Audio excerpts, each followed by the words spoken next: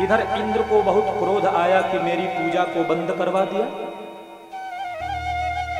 ये ब्रज का ग्वाला शामवर्तक नाम की मेघमालाओं को आदेश कर दिया था, इतना जल बरसाओ कि पूरा ब्रज ही बह जाए।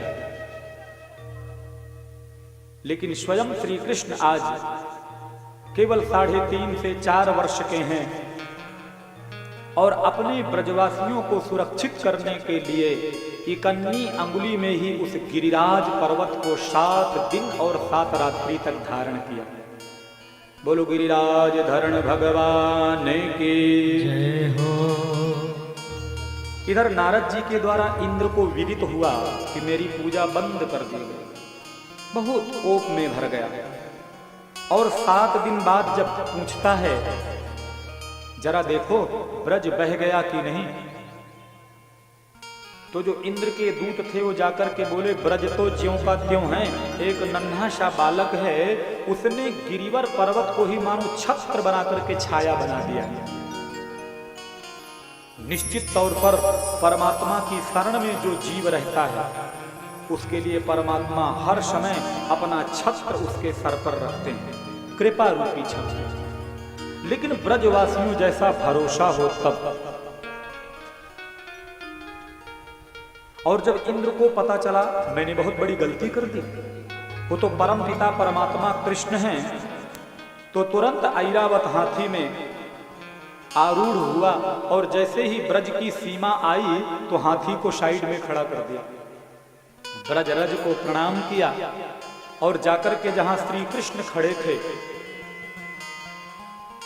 गिरिराज धरण के रूप में वहीं जाकर के बड़ी प्रार्थना की, प्रभु आपकी लीलाओं को देखकर के कभी कभी मन भ्रमित सा हो जाता है। विशुद्ध सत्वं तव धाम शांतम तपोमयं ध्वस्तरजस्तमस्कं मायामयोऽयं गुणशं प्रवाहो न विद्यते ते ग्रहणानुबन्धः।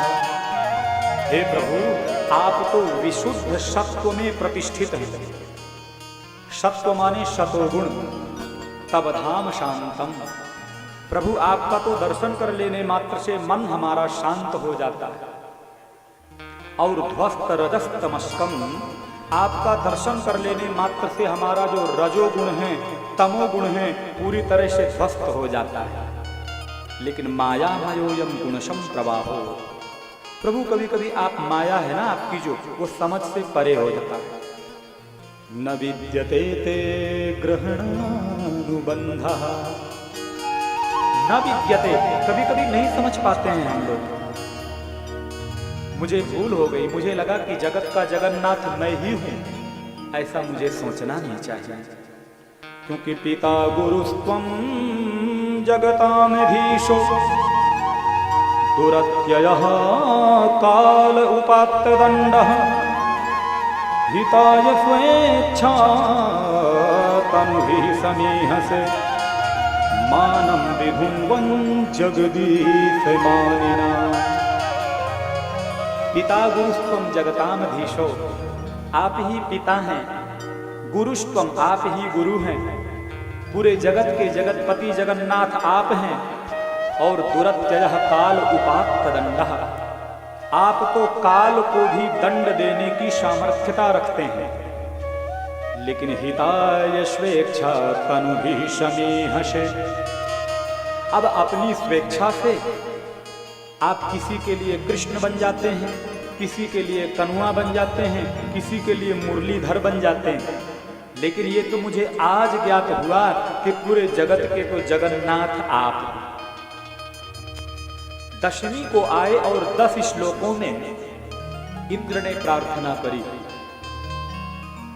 लेकिन उधर जब ब्रह्मा जी ब्रह्मलोक में लेकर के गए थे ब्रजवासियों को, तब 40 श्लोकों में प्रार्थना किया तो भी भगवान श्री कृष्ण जल्दी प्रसन्न नहीं हुए और इधर 10 श्लोकों में ही प्रसन्न हो गए। क्यों? प्रेम से बोलो ना जय श्री कृष्ण। ध्यान से सुनो, सावधानतया शृणु, ऐसा लिखा है, सावधानी से कथा सुननी चाहिए। ऐसा क्यों कि ब्रह्मा जी ने 40 श्लोकों में प्रार्थना करी तो भी प्रसन्न नहीं हुए?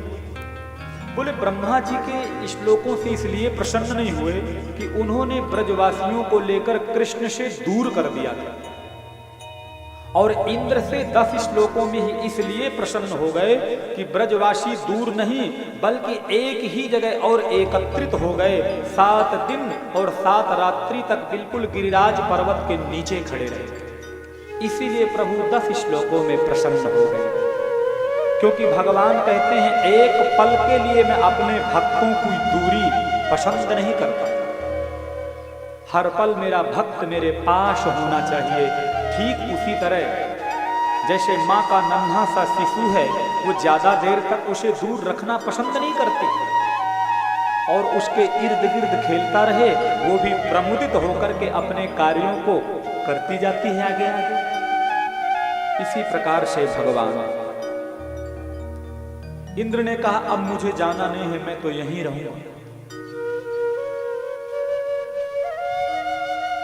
भगवान ने कहा ऐसा नहीं है, आप गिरिराज की तलहटी में रहो, मैं मना नहीं करता, लेकिन समय समय पर आते रहना, अब तुम पर कृपा होती रहेगी। और भगवान ने वचन दिया कि भक्त हमारे पग धरे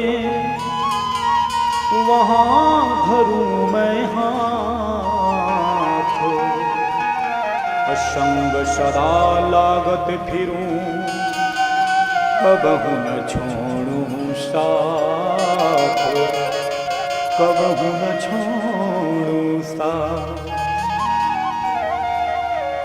भगवान कहते हैं भक्त हमारे पग धरें वहां धरूं मैं हाथ।